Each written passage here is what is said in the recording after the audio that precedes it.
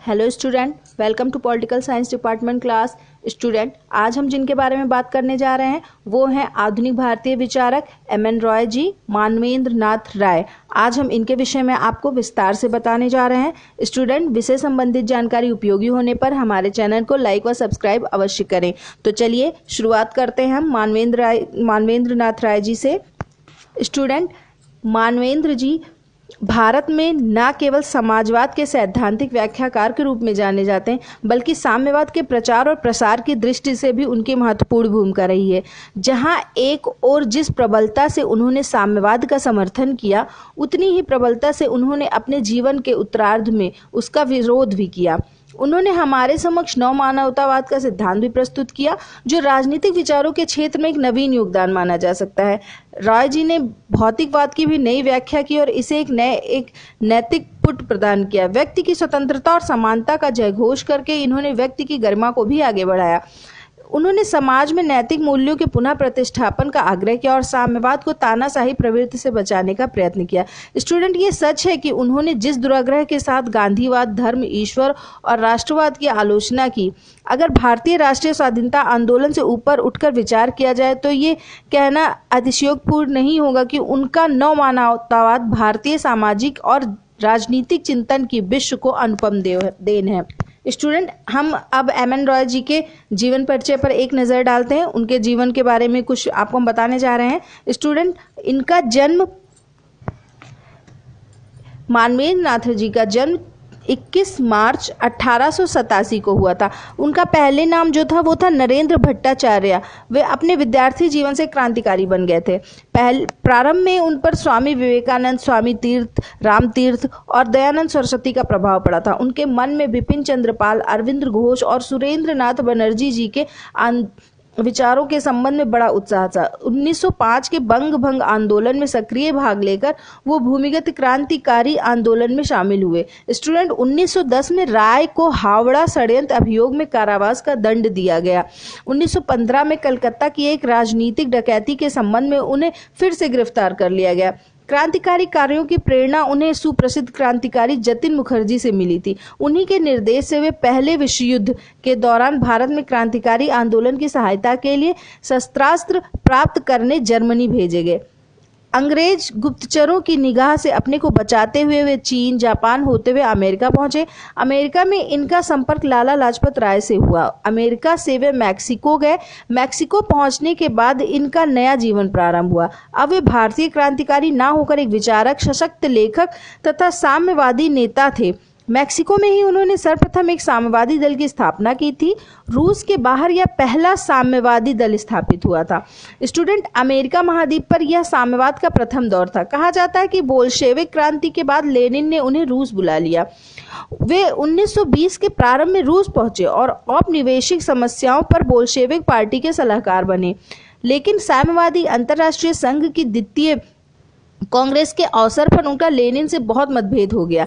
इस समय वे ट्राटस्की, Stalin, जिनोविव, Kamenev जैसे साम्यवादी नेताओं के संपर्क में आए। 1922 में राय बर्लिन गए। उनका बर्लिन जाने का उद्देश्य वहां से भारत की स्वतंत्रता का नया कार्यक्रम बनाना था। वे लेनिन के भारत संबंधी 2 कार्यक्रमों को क्रियान्वित करना चाहते थे। पहले तो यह था कि वे भारतीय कांग्रेस के साथ मिलकर भारत में अंग्रेजी साम्राज्यवाद को उखाड़ फेंके, और दूसरा ये था कि वे कांग्रेस के नेतृत्व को चुनौती दें, कांग्रेस को ध्वस्त कर उसके स्थान पर साम्यवादी दल को प्रोत्साहित करें। रॉय ने दोनों ही नीतियों का अनुसरण किया, लेकिन उन्हें विशेष सफलता प्राप्त नहीं हुई। स्टूडेंट, 1926 के अंत में उन्हें बोरोडिन के ब्लूखर के साथ चीन भेजा गया। वे वहां कम्युनिस्ट इंटरनेशनल के प्रतिनिधि के रूप में गए थे और 1927 तक वहां ठहरे। उन्होंने चीन के साम्यवादियों को सलाह दी कि वे अपना सामाजिक आधार विस्तृत करने के लिए कृषि क्रांति की योजना पर अमल करें। 1928 में तृतीय साम्यवादी अंतर्राष्ट्रीय में नेतृत्व के रूसी एकाधिकार का उन्होंने विरोध किया। 1928 में रॉय को कॉमिंटन से निकाल दिया गया। 1930 में राय भेष बदलकर भारत लौट आए।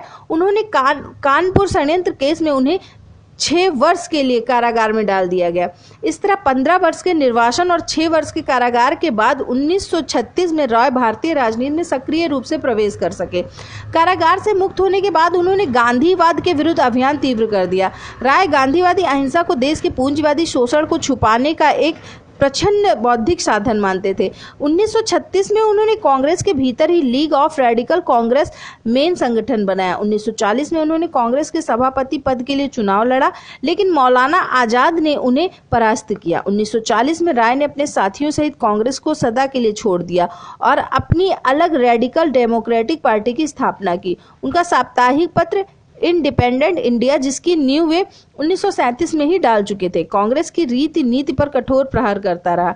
राय ने आरोप लगाया कि गांधी के नेतृत्व में कांग्रेस चरखा काटने वालों का संघ बनती जा रही है। रॉय ने वैज्ञानिक राजनीति की वकालत की। 1942 में भारत छोड़ो आंदोलन का समर्थन भी उन्होंने इसीलिए नहीं किया क्योंकि उनकी दृष्टि में यह आंदोलन कांग्रेस के औद्योगिक और पूंजीवादी संरक्षकों द्वारा संगठित था। रॉय ने 1942 के आंदोलन को भारतीय राष्ट्रवादियों का फांसीवादी प्रयत्न कहकर निंदा की। गांधीवाद भी उनको फांसीवाद प्रतीत हुआ क्योंकि उनके विचार में गांधीवाद जनसमूह की प्रवृत्तियों, जनता की निरक्षरता तथा संकीर्ण कट्टरता को उभारने की एक कुटिल चाल थी। युद्ध के दौरान उन्होंने कांग्रेस को भारतीय फांसीवाद का नवजात प्रतिनिधि बताया। रॉय के अनुसार गांधी जी राष्ट्रीय पूंजीवाद के और नेहरू राष्ट्रीय समाजवाद के समर्थक थे। 1946 के चुनावों में रेडिकल डेमोक्रेटिक पार्टी की करारी हार हुई और रॉय की विचारधारा में एक परिवर्तन आया। 1947 में उन्होंने अपने दल को भंग कर दिया और अपने नवीन दर्शन को पूर्णता देने में लग गए, जो मौलिक मानववाद के नाम से विख्यात है। स्टूडेंट, और 1954 में रॉय की मृत्यु हो गई। ये था एम.एन. रॉय का जीवन परिचय, जिस पे हमने अभी एक नज़र डाली। स्टूडेंट, अब हम उनके जीवन परिचय के बाद अब एक नज़र हम मानवेंद्र नाथ के राजनीतिक दर्शन पर डालते हैं। मानवेंद्र नाथ राय के राजनीतिक दर्शन में 3 चरण देखने को मिलते हैं। 1919 ईस्वी में समाप्त होने वाली पहली अवस्था में राय ने एक राष्ट्रीय क्रांतिकारी की भूमिका निभाई, जो बंगाल में आतंकवादियों को धन और शस्त्र की सहायता देता था। दूसरे चरण में राय ने कट्टर साम्यवादी की भूमिका निभाई और मैक्सिको, रूस और चीन के साथ साथ भारत में सक्रिय रूप से साम्यवादी आंदोलन में भाग लिया। और तीसरे चरण में राय ने एक उदार मानवतावादी के रूप में कार्य किया और मार्क्सवाद को त्याग दिया। स्टूडेंट, राय के राजनीतिक विचारों के अध्ययन से स्पष्ट होता है कि वो स्टालिन और लेनिन जैसे भारतीय अध्यात्मवाद पश्चिमी संस्कृति का विरोध किया। राय गांधी और कांग्रेस की नीतियों से भी असंतुष्ट थे। इसी कारण वो कांग्रेस को चरखा काटने वालों के संगठन तथा गांधी को परस्पर विरोधी बातों का बंडल कहा करते थे। अपने जीवन के अंतिम दिनों में वो मार्क्सवाद के प्रबल विरोधी हो गए और नए मानवतावादी सिद्धांत का प्रतिपादन किया। नए मानवतावादी के रूप में राय ने मानव के आध्यात्मिक स्वतंत्रता और राष्ट्रवाद की भावना का स्थान विश्व बंधुत्व की भावना इस बात का प्रचार किया। इसके अलावा राय राजनीतिक और आर्थिक सत्ता का विकेंद्रीकरण भी चाहते थे। स्टूडेंट, अब हम बताने जा रहे हैं आपको राय की रचनाएं तथा विचारधारा। इसमें से भी आपके प्रश्न आते हैं। Student, M.N.. रॉय न केवल एक राजनीतिक कार्यकर्ता थे बल्कि एक विचारक और लेखक भी थे। उन्होंने कई पुस्तकें लिखी। 1922 में राय ने अपनी पुस्तक इंडिया इन ट्रांजिशन में समकालीन भारत का समाजशास्त्रीय अध्ययन प्रस्तुत किया। मैं एक बार फिर से बता देती हूँ कि 1922 में राय ने अपनी पुस्तक इंडिया इन ट्रांजिशन में समकालीन भारत का समाजशास्त्रीय अध्ययन प्रस्तुत किया। उन्होंने संक्रमणकालीन भारत की समस्याओं के प्रस्तावित 3 प्रचलित समाधानों को स्वीकार नहीं किया। मॉन्टेग्यू दृष्टिकोण के समर्थक भारत के लिए उत्तरदायी शासन के मंद तथा क्रमिक विकास में विश्वास करते थे। स्टूडेंट, भारतीय उदारवादियों को ब्रिटिश न्यायप्रियता में विश्वास था और तीसरा गुट अतिवादियों तथा राष्ट्रवादियों का था। एम.एन. रॉय ने संक्रमणकालीन भारत की मार्क्सवादी व्याख्या प्रस्तुत की। उन्होंने भविष्यवाणी की कि भविष्य में भारतीय राष्ट्र भारतीय समाज में निहित प्रगतिशील शक्तियों के अपरिवर्तनशील विकास के द्वारा निर्मित होगा। उनका कहना था कि भारत का संक्रमण उन सामाजिक शक्तियों की गतिविधि का परिणाम है जो पुरानी पतनशील सामाजिक आर्थिक व्यवस्था को बदलने के लिए संघर्ष कर रही हैं। स्टूडेंट, राय ने अपनी पुस्तक में 3 विषयों की विवेचना की: भारतीय पूंजीपति वर्ग का उदय, कृषक जनता का दरिद्रीकरण तथा नगरीय सर्वहारा की निर्धनता। राय ने बताया कि वृहद उद्योग ही भारत के भविष्य का निर्धारण करेगा। औद्योगिक विकास से मजदूरों की संख्या तथा शक्ति में अनिवार्यता वृद्धि होगी, इसलिए भारत का पूंजीपति वर्ग उस साम्राज्यीय पूंजीपति वर्ग के साथ समझौता करना चाहेगा जिसका प्रतिनिधित्व ब्रिटिश संसद तथा भारत सरकार करती है। ऐसी स्थिति में भारत की स्वाधीनता प्राप्त करने का काम अनिवार्यता किसानों और मजदूरों को करना पड़ेगा, जो सचेत रूप से संगठित होंगे और वर्ग संघर्ष के आधार पर युद्ध करेंगे।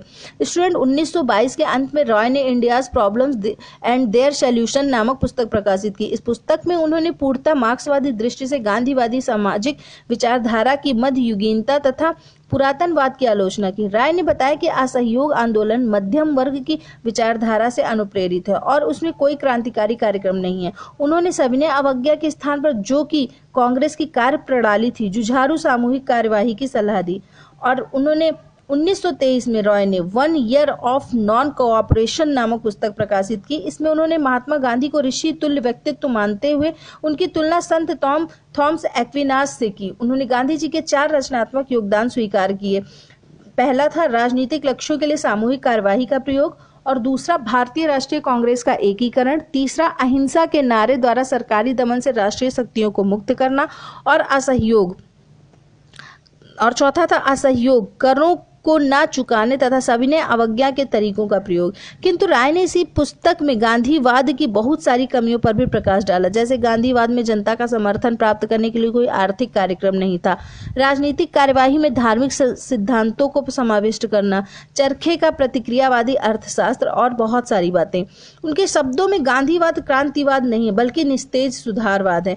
स्टूडेंट 1926 में राय ने the future of Indian politics नामक पुस्तक लिखी, जिसमें उन्होंने एक जनवादी पार्टी का महत्व प्रतिपादित किया। रॉय ने जिस जनवादी पार्टी की कल्पना की थी उसको उन्होंने सर्वहारा दल का स्थानापन्न नहीं बल्कि उसका पूरक बताया था। साम्यवादी होने के नाते राय सर्वहारा को राष्ट्रीय मुक्ति की शक्तियों का अग्रदल मानते थे, किंतु उनका कहना था कि भारत में अन्य ऐसे सामाजिक वर्ग हैं जो संख्या की दृष्टि से विशाल हैं, उनका भी ध्यान रखना आवश्यक है। राय का विश्वास था कि भारतीय राजनीति पर भविष्य में भी बहुत समय तक विद्यार्थी, निम्न बुद्धिजीवी, दस्तकार, छोटा व्यापारी, किसान आदि वर्गों के स्वार्थों का आधिपत्य रहेगा।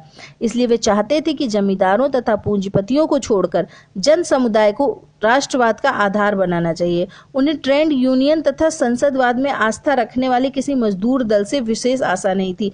इसके उल्टा अपनी पुस्तक प्लेंटी और पॉवर्टी में उन्होंने नियोजित आर्थिक विकास की योजना का समर्थन किया। स्टूडेंट रॉय की अन्य प्रमुख रचनाएं हैं new humanism, materialism, scientific politics, nationalism and democracy, what is Marxism और फासिज्म। ये हैं उनकी रचनाएं।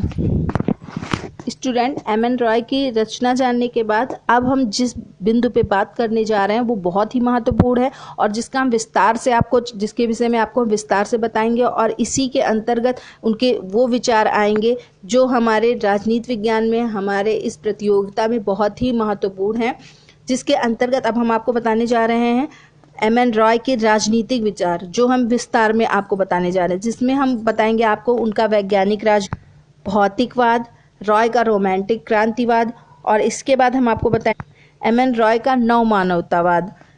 इसके साथ ही साथ हम बहुत सी महत्वपूर्ण बिंदु पे आपको आज हम प्रकाश डालने जा रहे हैं। तो सबसे पहले मैं आपको बताने जा रही हूँ एम.एन. रॉय का राजनीतिक विचार।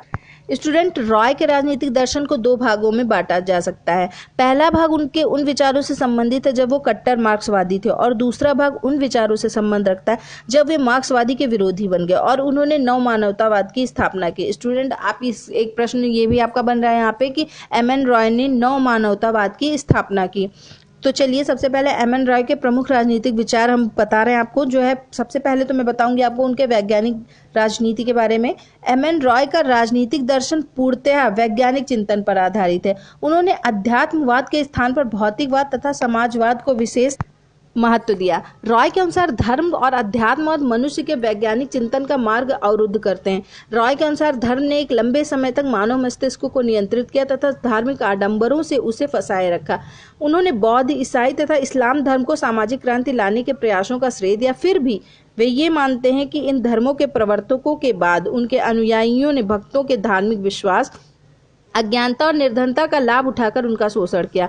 आगे चलकर धर्म ने आर्थिक क्रियाकलापों को प्रभावित किया। आर्थिक गतिविधियां धार्मिक संप्रदायों का अंग बन गईं। इन संप्रदायों के पास अत्यधिक मात्रा में जमीन तथा धन संपदा उपलब्ध होने के कारण वो वैभवशाली बन गए। उनके आर्थिक वैभव के सामने साधारण मानव को झुकना पड़ा। इसका सबसे खतरनाक परिणाम यह हुआ कि मानव मस्तिष्क तथा चिंतन की स्वतंत्रता पर धर्म का एक अधिकार हो गया।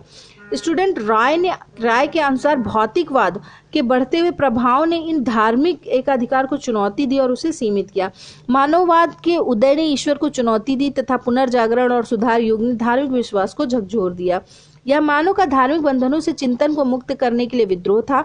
इसमें विज्ञान से भी सहायता मिली। विज्ञान के विकास ने ब्रह्मांड के विषय में नवीन विचार प्रस्तुत किए तथा विज्ञान की विभिन्न शाखाओं ने इन ज्ञान की असीमित वृद्धि की। धर्म का व्यक्ति पर नियंत्रण शिथिल हो गया, सामाजिक व्यवहार में परिवर्तन आया तथा अध्यात्मवाद द्वारा उत्पन्न निराशावाद एवं तर्कहीनता समाप्त होने लगी। स्टूडेंट, इस प्रकार रॉय आध्यात्मिकता के बंधन से मानवीय चिंतन को मुक्त कर एक स्वतंत्र चेतना की स्थापना कर रहे थे। स्टूडेंट, अब मैं उनके विचारों के अंतर्गत उनके भौतिकवाद के विषय में आपको बताने जा रही हूँ। स्टूडेंट, राय भौतिकवादी थे। उनकी दृष्टि में भौतिकवाद प्रकृति के यथार्थ ज्ञान का प्रतिनिधित्व करता है और प्रकृति से मानव का तादात्म्य में स्थापित करता है। उन्होंने दिदरो के इन विचारों की मानवीय शक्ति बंधन मुक्त तथा व्यक्ति को अपने अस्तित्व की रक्षा की पूर्ण स्वतंत्रता है, भौतिकवादी दर्शन का आधार माना। लेनिन की भांति रॉय का भी विश्वास था कि विज्ञान तथा दर्शन की प्रगति ने भौतिकवादी सिद्धांत की पुष्टि की है। नील बोहर का परमाणु सिद्धांत, ओडी ब्रोगली का प्रकाश सिद्धांत भौतिकवाद की मूल प्रस्तावनाओं का खंडन नहीं करते। रॉय ने साइंस एंड फिलॉसफी की रचना की, जिसमें उन्होंने आइंस्टाइन, मैक्स प्लॉन्क तथा अन्य भौतिक शास्त्रियों के निष्कर्षों की व्याख्या करने का प्रयत्न किया, किंतु भौतिकवादी होते हुए भी राय द्वंद्ववाद के आलोचक थे। स्टूडेंट, भौतिकवाद के साथ अनेक भ्रांतियों का सहयोग है, इसलिए रॉय उसे भौतिकीय यथार्थवाद का नाम देना चाहते थे। वो राजनीति में नैतिकता को कोई स्थान नहीं देना चाहते थे, फिर भी उन्हें मैकियावेली का अनुयायी नहीं कह सकते। वे सत्यवादी थे तथा उन्होंने मैकियावेली के विपरीत अपने भौतिकवादी दर्शन में मानवीय कोमल भावनाओं को जीवित रखा। उन्होंने आर्थिक मानों के स्थान पर नैतिक मानों को प्रतिष्ठित किया। उनका भौतिकवाद आदर्शवादी ज्ञान शास्त्र से रहित नहीं है। स्टूडेंट, अब मैं आपको रॉय का रोमांटिक क्रांतिवाद बताने जा रही हूँ। स्टूडेंट, अपने चिंतन के प्रारंभिक काल में एम.एन. रॉय का रोमांटिक क्रांतिकारी कहे जा सकते हैं। उन पर आनंद मठ और सांस्कृतिक राष्ट्रवाद का विशेष प्रभाव पड़ा और अन्य आतंकवादियों के समान वो भी यह विश्वास करने लगे कि आतंकवादी उपायों से अंग्रेजों को भारतीयों के हाथों में सत्ता सौंपने के लिए बाध्य किया जा सकता है। थोड़े से उत्कट साहसी क्रांतिकारी शास्त्रों के बल पर ऐसी परिस्थितियां पैदा कर सकते हैं जो ब्रिटिश सत्ता को उखाड़ फेंक सके। स्टूडेंट, रॉय का विचार था कि इन बातों के लिए भगवत गीता अनुमति देती है। महाभारत में कृष्ण ने अर्जुन को सलाह दी कि अपने भाइयों और संबंधियों के विरुद्ध हथियार उठाने में उसे कोई हिचक नहीं करनी चाहिए और नैतिकता के परंपरागत नियमों को तिलांजलि दे देनी चाहिए। रॉय ने इसी आदर्श को भारत के लिए अनुकरणीय माना और कहा कि स्वतंत्रता प्राप्ति के अपने उद्देश्यों की पूर्ति के लिए क्रांतिकारी हिंसात्मक साधनों को अपनाना है नहीं है। स्टूडेंट, तत्कालीन आतंकवादी रॉय के इन विचारों से प्रभावित हुए, तथापि यह क्रांतिकारी आंदोलन बुद्धिजीवियों को प्रभावित न कर सका क्योंकि इस आंदोलन में सामाजिक आर्थिक कार्यक्रम का अभाव था। यह सिद्धांत केवल रोमांटिक था और व्यवहार में केवल चंद्र आभा। स्टूडेंट, अब हम एम.एन. रॉय के जो अगला उनके विचार के अंतर्गत जो अगला बिंदु है वो है नव मानवतावाद। इसमें से भी आपके प्रश्न बनते हैं, इसको भी आप ध्यान से सुनिएगा। स्टूडेंट, प्रारंभ में एम.एन. रॉय की विचारधारा मौलिक मानवतावाद तक ही सीमित थी, जिसे उन्होंने आगे चलकर मौलिकवाद को छोड़कर एक वैज्ञानिक मानवतावाद का राजनीतिक विचार जो 1947 ईस्वी में प्रतिपादन किया। ये विचार युक्ति और नीति पर आधारित थी। उन्होंने नवजागरण के काल में धर्मनिरपेक्ष मानवतावाद में जिसे वैज्ञानिक खोजों ने समृद्ध बना दिया और नई समाज व्यवस्था का दर्शन दिया। इसलिए ये कहना ठीक ही होगा कि रॉय के विचारों में प्राप्त मानवतावादी तत्वों का उस पाश्चात्य दर्शन के अनेक युगों तथा श्रेणियों में ढूंढा जा सकता है।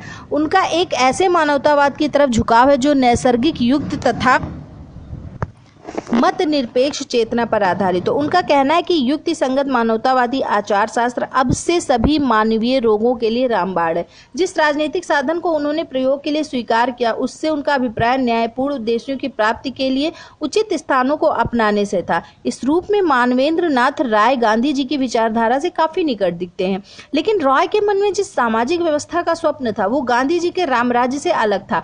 भारतीय संस्थाओं से उन्होंने गांधी जी की तरह प्रेरणा प्राप्त नहीं की थी। उनके मस्तिष्क में यूरोपीय परंपरा का प्रभाव पड़ा। उन पर उदारवाद और मानवतावाद की यूरोपीय परंपरा ने प्रभाव डाला। उन्होंने मनुष्य और समाज के अध्ययन में प्राकृतिक विज्ञान के सिद्धांतों और साधनों के प्रयोग का अनुरोध किया और 19वीं सदी के मूलवादियों के मानवतावादी दृष्टिकोण को अपनाने का अनुरोध किया। मानवेंद्र नाथ की मानवतावादी संकल्पना सर्वदेशीय और विश्व बंधुत्व की भावना से प्रेरित थे। यह किसी राष्ट्र और बिरादरी पर विचार नहीं करती थी, बल्कि मनुष्य दृष्टि से संकल्पना मानवतावाद का आधार था। इसे अधिक सशक्त बनाया गया और ज्ञान के द्वारा अधिक स्पष्ट किया गया और आधुनिक सभ्यता की अनेक शताब्दियों में प्राप्त अनुभवों द्वारा यह समृद्ध हुआ है। स्टूडेंट, मानवेंद्रनाथ राय सर्वदेशवाद और अंतर्राष्ट्रीयवाद का एक अंतर स्पष्ट करते हुए बताते हैं कि अंतर्राष्ट्रीयवाद एक पृथक राज्यों के अस्तित्व को स्वीकार करता है।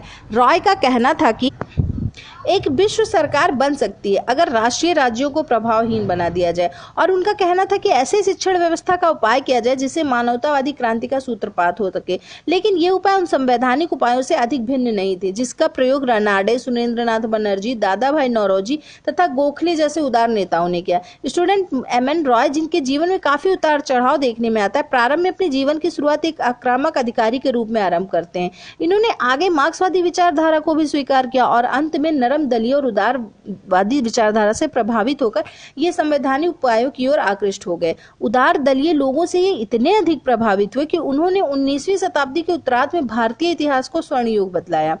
इस काल में उदार दल के लोगों की काफी प्रगति हुई। Student, M.N.. रॉय का मानना था कि मानवता संकट काल से गुजर रही है। उनकी सोच थी कि समय का मूल प्रश्न था व्यक्ति के अधिकारों पर समाज के अतिक्रमण और उनकी रक्षा करना। पूंजी और श्रम के बीच का आर्थिक प्रश्न अब प्रमुख प्रश्न नहीं रहा। उनके अनुसार यद्यपि पीड़ित मानवता के हित में इसके भी समाधान की आवश्यकता है। नव मानवतावाद अपने इस विचार के द्वारा कि इतिहास मानव के कार्यकलापों का ही अभिलेख और समाज को एक पूर्ण तांत्रिक शासन के रूप में अपने को उस पर थोपने का कोई अधिकार नहीं है। नव मानवतावाद ने आध्यात्मिक स्वतंत्रता की आग्रह पूर्वक स्थापना की और नैतिक और आध्यात्मिक स्वतंत्रता और तर्क तथा शिष्टाचार के मूल को स्वीकार किया। स्टूडेंट, रॉय का कहना था कि स्वाधीनता की खोज भावात्मक और ज्ञानात्मक स्तर पर अपने अस्तित्व के लिए संघर्ष का जारी रखना है। एम.एन. रॉय स्वतंत्रता को एक मौलिक प्रगति मानते हैं जो मनुष्य में छिपी रहती है। स्टूडेंट, आध्यात्मिक स्वतंत्रता सामाजिक और राजनीतिक स्वतंत्रता की पहले की स्थिति है। आध्यात्मिक स्वतंत्रता उसे अपनी क्षमताओं के प्रति आश्वस्त करेगी तथा उसमें वह अपेक्षित विश्वास संगठित करेगी जिसके साथ वह एक स्वतंत्र संसार की रचना के लिए मानव के सामूहिक प्रयासों में सहभागी होगा। ऐसी सोच उन्हें पश्चिम के रॉबर्ट ओवन, सेंट साइमन और कार्ल गर्म जैसे विचारकों जो मानसिक प्रबुद्धता को सामाजिक पुनर्निर्माण के लिए एक आवश्यक पूर्ण स्थिति मानते थे। स्टूडेंट, इस प्रकार एम.एन. रॉय विचारकों के काफी निकट दिखते हैं। एम.एन. रॉय का कहना था कि राजनीतिक और सामाजिक पुनर्निर्माण की आवश्यक पूर्व विशेषता मनुष्य के बौद्धिक नवजागरण में और उनके द्वारा नव मानवतावाद के दर्शन के मूल सार को ग्रहण करने में है। साहस को उत्प्रेरित करने वाले विचारों के प्रति आकर्षण, स्वतंत्रता के प्रति जिनमें ललक हो, स्वतंत्र मानव के स्वतंत्र समाज के निर्माण के स्वप्न से जिनकी आंखें रंजित हो, जहां व्यक्ति की गरिमा अपनी प्राथमिक अवस्था में हो, ऐसे लोगों का संगठन ही वर्तमान संकट से उबार सकता है।